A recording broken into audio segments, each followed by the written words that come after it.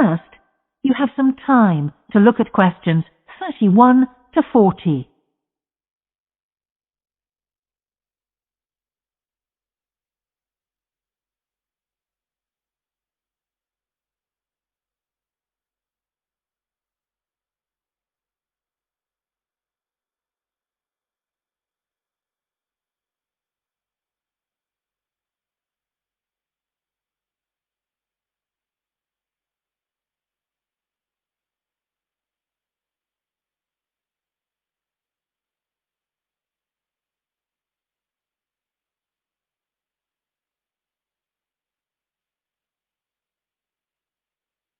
Now listen carefully and answer questions 31 to 40. Good morning, everyone. Now, whether you're going to university to study business or some other subject, many of you will eventually end up working for a company of some kind. Now, when you first start working somewhere, you will realize that the organization you've joined has certain characteristics. And we often refer to these social characteristics as the culture of the organization. This includes its unwritten ideas, beliefs, values, and things like that. One well-known writer has classified company cultures by identifying 4 major types. The first type is called the power culture, and it's usually found in small organizations. It's the type of culture that needs a central source of power to be effective. And because control is in the hands of just 1 or 2 people, there aren't many rules or procedures. Another characteristic is that communication usually takes the form of conversations rather than, say, formal meetings or written memos. Now, one of the benefits of this culture is that the organization has the ability to act quickly. So it responds well to threat or danger on the one hand, and opportunity on the other.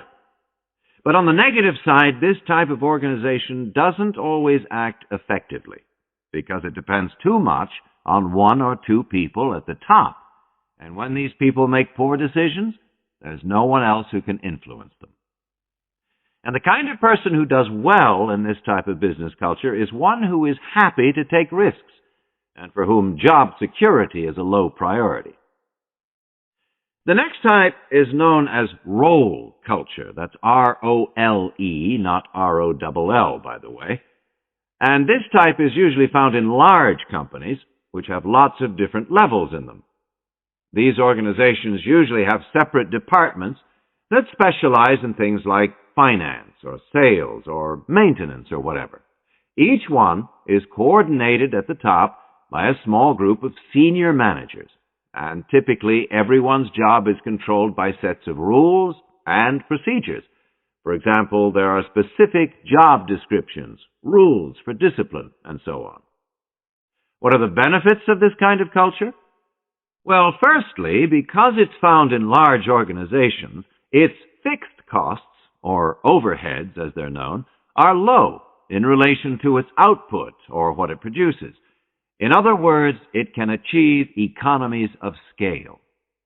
And secondly, it is particularly successful in business markets where technical expertise is important. On the other hand, this culture is often very slow to recognize the need for change, and even slower to react. What kind of person does this type of culture suit? Well, it suits employees who value security and who don't particularly want to have responsibility.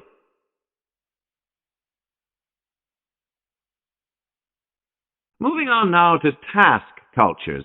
This type is found in organizations that are project-oriented. You usually find it where the market for the company's product is extremely competitive, or where the products themselves have a short lifespan. Usually, top management delegates the projects, the people, and other resources. And once these have been allocated, little day-to-day control is exercised from the top, because this would seem like breaking the rules. Now, one of the major benefits of this culture is that it's flexible. But it does have some major disadvantages, too. For instance, it can't produce economies of scale or great depth of expertise. People who like working in groups or teams prefer this type of culture. And finally, the fourth category is called the person culture. This type is quite unusual. That is the end of section 4. You now have half a minute to check your answers.